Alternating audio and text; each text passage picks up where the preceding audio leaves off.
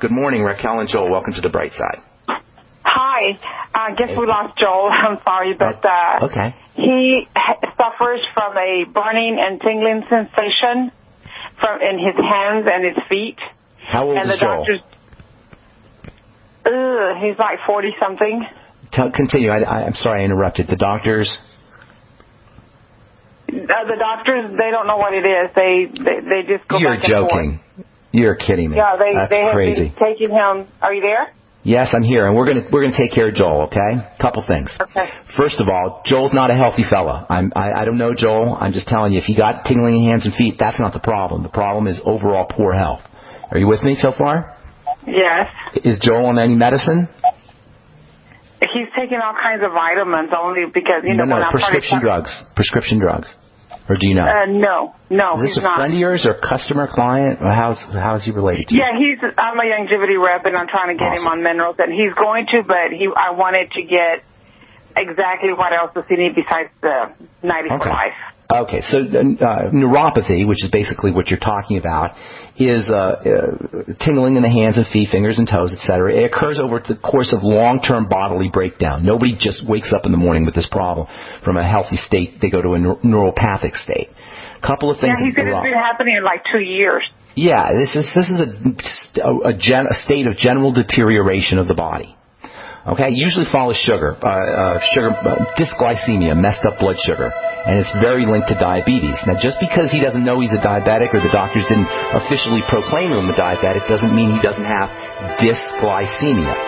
Dysglycemia means messed up blood sugar, and messed up blood sugar can precede an official diagnosis of diabetes for years. Hang on, Raquel, we got to take a break. We'll finish up when we come back.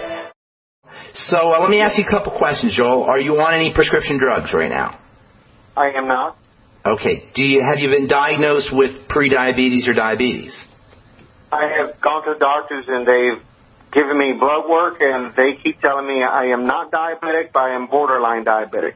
No, you are diabetic. That's just let me scratch that. Erase what I just said. You are dysglycemic. The distinction is diabetes is a noun. And it's a proclamation. It's an official designation. It's like you've been knighted by the medical model. You are now a diabetic, and they put the sword in your head. You know what I'm saying? And you've been officially designated. But that doesn't matter. You don't have to be officially designated by some guru doctor that you're diabetic. If you have messed up blood sugar, you're just as good as a diabetic because it's about messed up blood sugar. You see what I'm saying? The dysglycemia is just a chemical process. Okay. Neuropathy, which you're describing, tingling in the hands and feet, or pain sometimes in the hands and feet, is a classic sign of dysglycemia, and it should be regarded as a significant indicator that your blood sugar system's whacked out. That's first of all. Okay? That means you got to start treating yourself like a diabetic, whether or not you've been diagnosed as such, which means paying attention to your sugar intake, including bread, pasta, potatoes, rice, desserts, fruit juices. There's sugar everywhere, so you just have to pay attention. I'm not telling you zero tolerance, but you get to decide where you want to be. And then at the same time, use nutrients that help your body process sugar, particularly electrolytes, B vitamins, and vitamin C. And all of these are water soluble, so you're going to urinate them out. If you're not taking them regularly, guaranteed you're deficient. So have Raquel tell you about the Beyond Tangy Tangerine if you're not already on it. And then also the Sweeties, which is two particularly important minerals for dealing with blood sugar issues. You should be doing 2 or 3 after every meal. Drink more water after every meal to dilute your blood sugar. And then also you might want to throw in some selenium, which is also important for helping make insulin.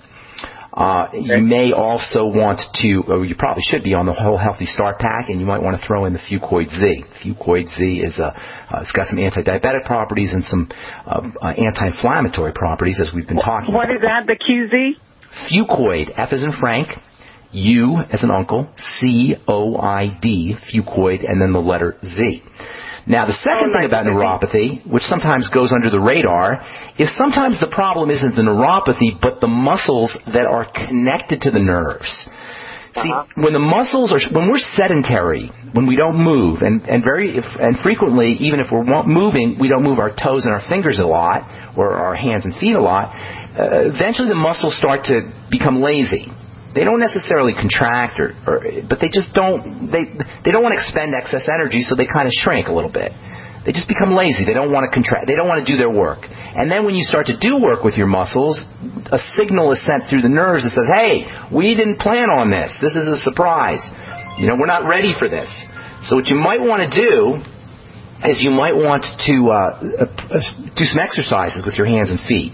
Like focus on extending your toes and bending your feet. Just work with your hands and feet to tell your muscles in there, hey, I'm supposed to be moving. And this may have a quieting effect on the nerves. So the chemical issue is addressed through blood sugar, largely, and also blood sugar stabilizing nutrients. But there may be a mechanical issue that you can use exercise and stretching procedures particularly, doesn't have to be exercise necessarily, but just stretching to help relieve some of the nerve signals that are being accessed by or being triggered by the muscular movement. Does that make sense, Joel? Yeah, I'm listening. Yeah, I'm also very active on exercises. I exercise 20 minutes a day. Very good, but are you stretching? Yes. Are you stretching beforehand? Yeah, hands I didn't know. I've been stretching my whole body itself. Well, hands and feet for sure stretch, but are you stretching before you do your exercise? That's what I was asking you. Oh, yes, I do. Okay, that's awesome. And then what are you doing for exercise, by the way? I do a little bit of cardio, and I do some stretching, and I also do a little bit of calisthenics.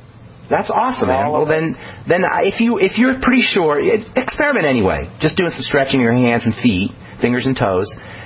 Just do some stretching, see if that relieves it. If you're pretty sure you're stretching, then I would be focusing on the messed up blood sugar component. And if they've already told you that you're heading that way, there's a good chance that is involved. Anything else going on? Is there anything else that we can put? I don't know if you've heard this program before, but one of the hallmark or basic ideas of how we work here is you got to have a bunch of dots so that you can form a picture. Neuropathy, which you're describing, is one dot. Dysglycemia or prediabetes is another. Do you have anything else going on? Blood pressure issues? That's it? That's pretty much it. Yeah, that's what I was trying to figure out. And by you giving me some of those ideas, it's good for me to start working on. That's what I'd be doing. And keep up the good work, man. Appreciate it. Anything else, Raquel? Hey, Raquel. Yes. Raquel? Who's I'm here. Who's in your upline?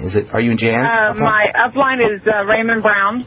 Oh, Raymond and Yolanda. Good. Well, the Fucoid Z, they were the ones who really brought the Fucoid Z to my attention. He needs the Z radical, right?